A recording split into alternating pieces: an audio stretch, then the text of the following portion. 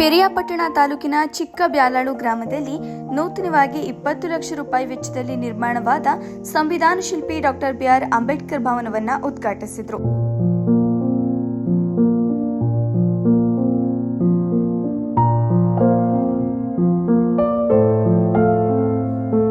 ನಂತರ ಮಾಜಿ ಸಚಿವ ಕೆ. ವೆಂಕಟೇಶ್ ಮಾತನಾಡಿ, ಸಾಮೂಹಿಕವಾದ ಕಾರ್ಯಕ್ರಮಗಳ ಅನುಕೂಲಕ್ಕಾಗಿ ಸರ್ಕಾರವು ಅಂಬೇಡ್ಕರ್ ಅವರ ನೆನಪಿನಲ್ಲಿ ನಿರ್ಮಾಣವಾಗುತ್ತಿರುವ ಸಮುದಾಯ ಭವನಗಳನ್ನು ಸರಿಯಾದ ರೀತಿಯಲ್ಲಿ ಬಳಸಿಕೊಳ್ಳಬೇಕು ಎಂದು ಸಲಹೆ ನೀಡಿದರು.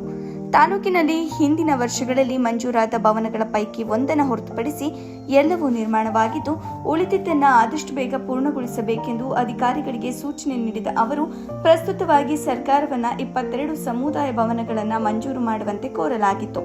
ಆದರೆ ಕೇವಲ 9 ಸಮುದಾಯಗಳನ್ನು ಮಾತ್ರ ಸರ್ಕಾರ ಮಂಜೂರು ಮಾಡಲಾಗಿದ್ದು, ಇವುಗಳನ್ನು ಆದಷ್ಟು ಬೇಗ ಕಾಮಗಾರಿಗಳನ್ನು ಮುಗಿಸಿ ಜನರಿಗೆ ಅರ್ಪಣೆ ಮಾಡಬೇಕೆಂದು ತಿಳಿಸಿದರು.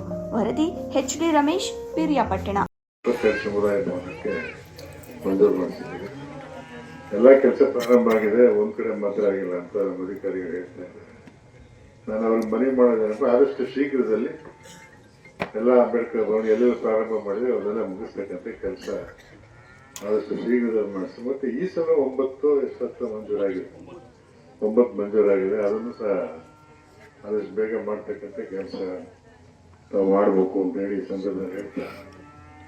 ಅಂಬೇಡ್ಕರ್ ಭವನಗಳನ್ನ ನಿರ್ಮಾಣ ಮಾಡಬೇಕು ಅಂತ ಹೇಳಿ ಸಾಮಾನ್ಯವಾಗಿ ಎಲ್ಲ ಹಳ್ಳಿಗಳಲ್ಲೂ ಒತ್ತಡ ಇದೆ. ಬಹಳ ಹಳ್ಳಿಗಳು ಏನು ಜನ ಕೇಳ್ತಾರೆ, ಹಂತವಾಗಿ ಯಾರು ಮಾಡ್ತಕ್ಕಂಥ ಪ್ರಯತ್ನ ಮಾಡ್ತಾ ಇದ್ದೀವಿ. ಹಾಗೆ ಅಂಬೇಡ್ಕರ್ ಭವನ ಇವತ್ತು ಉದ್ಘಾಟನೆ ಮಾಡ್ತಾರೆ.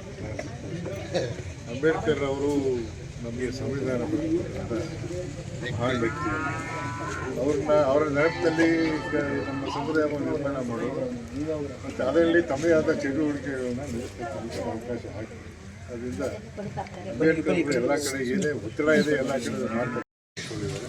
ಆ ಸಂವಿಧಾನ ಬರದಿಂದಲೇ ಇವತ್ತು ಕೆಲಸ ಏನೇನು ಸಂವಿಧಾನದಲ್ಲಿ ಏನೇನು ನಮಗೆ ಸೂಚನೆ ಕೊಟ್ಟಿದ್ದಾರೆ, ಏನೇನು ಬರೆದಿದ್ದಾರೆ ಸಂವಿಧಾನದಲ್ಲಿ, ಅದರ ಆಧಾರನೇ ಇಟ್ಕೊಂಡು ಇವತ್ತು ನಾವು ದೇಶ ನಡೆಸ್ತಾ ಇದ್ದೀವಿ. ರಾಜ್ಯದಲ್ಲಿ ಅವರು ದೇಶಕ್ಕೆ